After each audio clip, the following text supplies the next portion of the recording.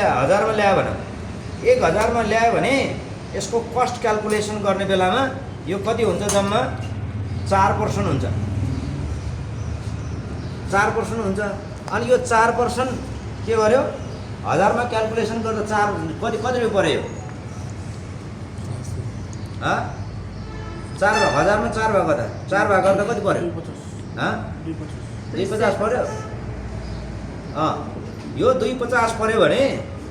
अब यो कति हामीले के गर्छ यो ल्याउने बेलामा 250 पर्या रहेछ 1% को अब के भन्छ हामी 500 बेचे भइहाल्छ नि भन्छ त्यसरी कस्टिङ कहिले पनि हुँदैन न होटल घाटामा फेरि है त्यसरी कटिङ कहिले पनि हुँदैन यो अहिले 350 250 × 3 गरेर कति भयो हो अब यो माछा कति बेच्नु पर्दो रहेछ 750 मा एक प्लेट ग्रिल फिस बेच्नु पर्दो रहेछ अनि यो भन्दा कममा बेच्नु सेफ महँगो भयो भने